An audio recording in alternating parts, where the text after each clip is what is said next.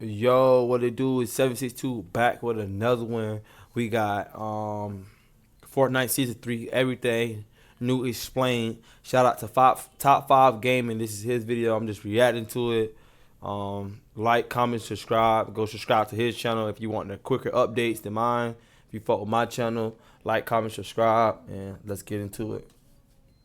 Fortnite superhero season is here, and there are new powers. The Superman sprite, boss fights, and this no dancing sign. Do it, and the game will troll you. Wait, it's actually a free launch pad. You need to watch this entire video because we are so back. Here's everything new, and we'll land at my favorite drop spot, Supernova Academy. This season has brought us a brand new group of young heroes known as the Supernovas, and they're all training at this place, which feels like a mix of Stark Industries and Professor X's school. Pretty cool around here, but the real deal is downstairs, where you'll find Season 3's new version of Black Markets called the Academy Tech Labs. There is a ton of loot locked behind rooms, and the giant letters on the doors actually mean something. You'll also spot letters in the top right corner of your screen, and they're all connected. It is your superhero rank, which resets at the start of every match. So as you get more eliminations, sprites, or storm phases, you'll level all the way up from C to S+.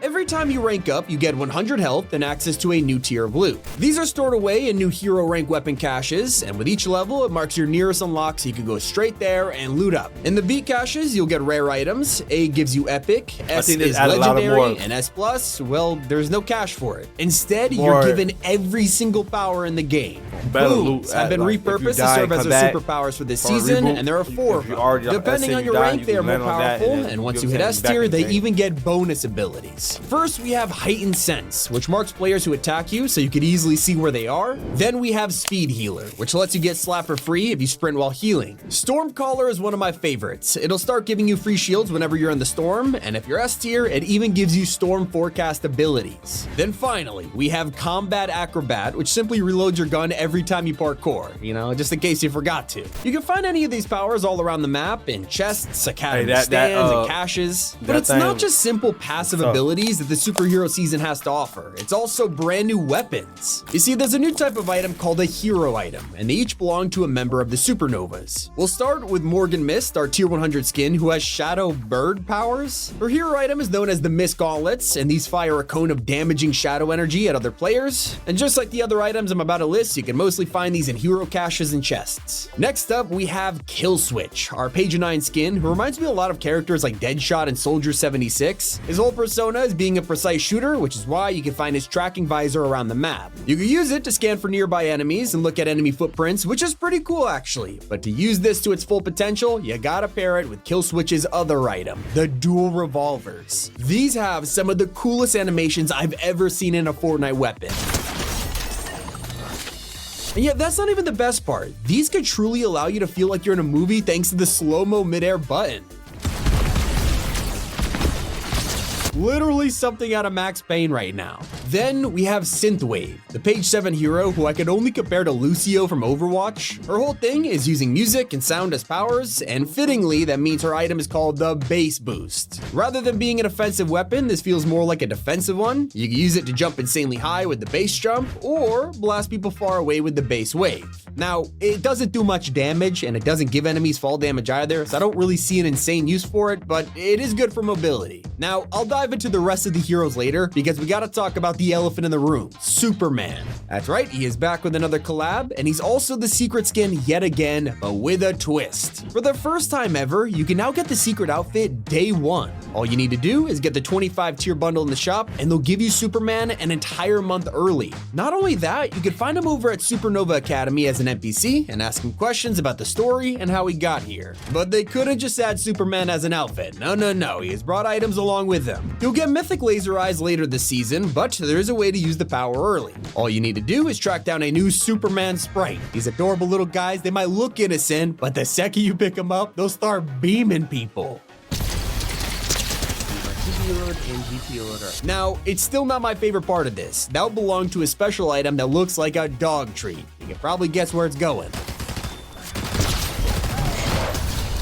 Okay, I'm gonna put this out there. We need to permanently ban the junk rift forever. This is a million times cooler. Just want to throw this down over and over again just to see crypto. I don't care if I get a kill with it. Now, we've talked a lot about the supernovas and all the good guys of the season, except who is the bad guy now? After all, Palpatine looked like he kinda got blown up into a million pieces. Well, that role has gone back to a familiar face. Daigo has returned from the Spirit Realm and is the most difficult boss of Season 3. You can find him at one of the brand new POIs, Demon's Domain. It's a huge citadel, and let me warn you before you fight Daigo here, not only does he have a ton of health and power abilities, he has multiple phases. For defeating him, in return for your effort, you'll get a special medallion that decreases your reload time and gives you shield regeneration.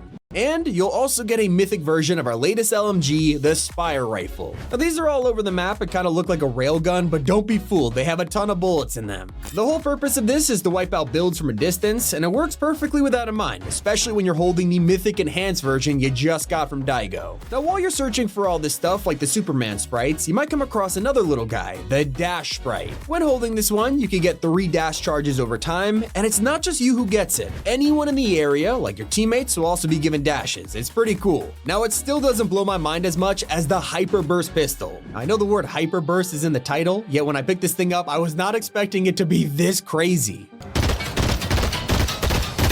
And it's not just the Academy and Daigo's home that are the major POIs in Season 3, there's a third and final one that scratches the itch of anyone who loves places like Neo Tilted and Crime City. It is called Utopia City, and there are a ton of secrets here. From the giant portal that leads to the vault from Season 8, to the club with the no dancing sign I mentioned earlier. I seriously recommend exploring this place. I also recommend waiting for the middle island to spawn in. It has been so long since this place was updated, and at first glance, it does look exactly the same until you actually fly up here. That's when you'll notice that Shogun X is gone, replaced by a new boss called Core. She is Daigo's lieutenant for the season, and is a pretty tricky battle. By that I mean she goes invisible and just jumps between each island, sniping you from a distance. It's really not that difficult, and when you take her out, you'll get both of these things for yourself. First is the Shrouded Striker Medallion, and lets you permanently jump faster, further, and higher.